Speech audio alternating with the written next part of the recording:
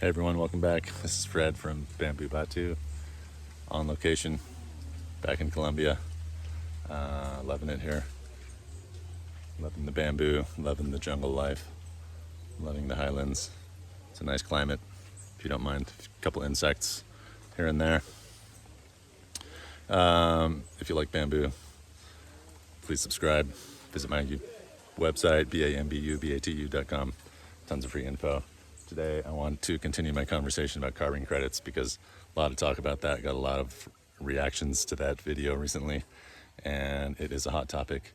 And every time people start talking about carbon credits with bamboo, they seem to be talking about planting thousands of hectares of bamboo, and that can get kind of crazy. And I start thinking about a couple of things. One of them is monocropping, and then I also start thinking about the opposite of that, which is biodiversity. And this setting right here in the middle of a coffee plantation in Colombia is a perfect place for me to be thinking about and talking about biodiversity and intercropping. There's a giant grove of bamboo right behind me, but this is not a bamboo farm. This is a coffee farm, like I said, coffee plantation. So these are all coffee bushes all around me, surrounded by coffee bushes. This is just a very small parcel of coffee. Most of the plantation is on the other side of the hill. But the cool thing about this little section is that it is shade-grown coffee, which is a especially prized commodity.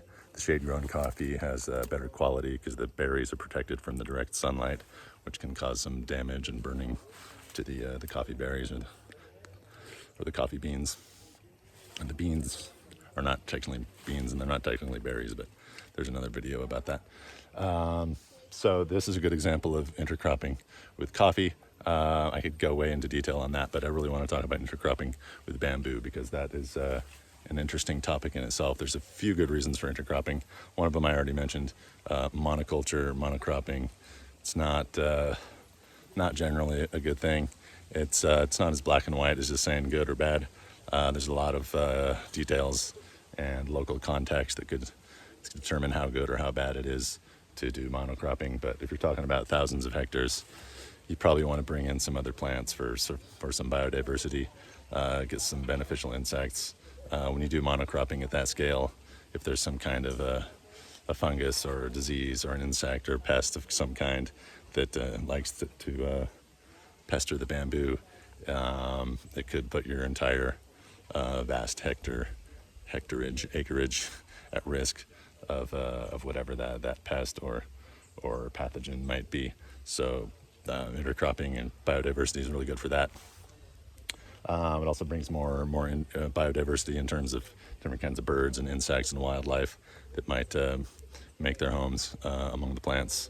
Although bamboo in general is pretty hospitable to different kinds of wildlife.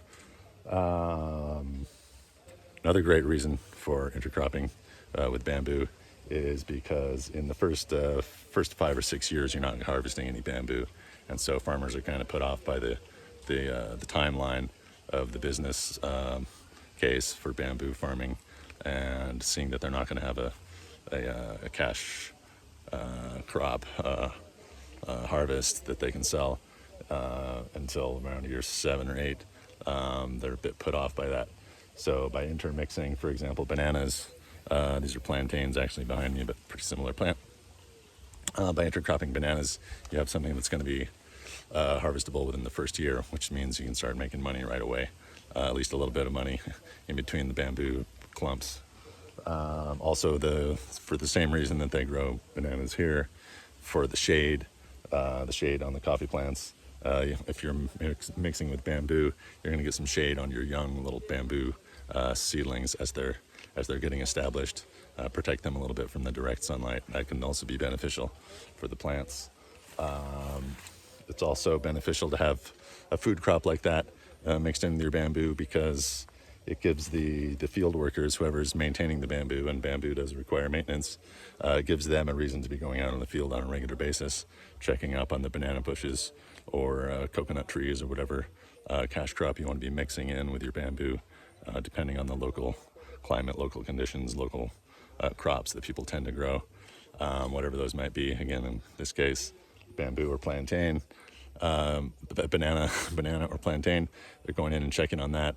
And as they're monitoring those food crops, they're also going to be noticing the bamboo. If there's any issue happening with the bamboo, if there's a plant that looks weak or looks like it's being attacked by some sort of pest of some kind, they're more likely to notice it, as opposed to having 10 or 20,000 hectares of bamboo. It's hard to convince somebody to walk up and down the aisles, the rows of bamboo, all month long, looking out for a bad drip line or a vulnerable plant or some other issue in the farm. So it brings in more cash early on the timeline. It gives field workers an opportunity to spend more time among the plants, create shade for other plants. Those are just a few good reasons to be intercropping. As far as which plants to intercrop, yeah, I've seen banana, I've seen pineapple,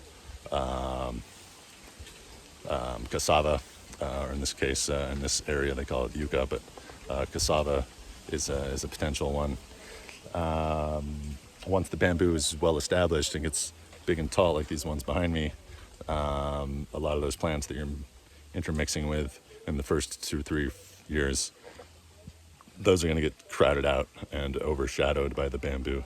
And at that point, you want to take out those other plants probably, and put in something else that's more shade loving, if there's still space, if the bamboo hasn't crowded out everything else. But there's probably going to be some space for some other little shade loving herbs, for example turmeric or ginger, something like that could work really well.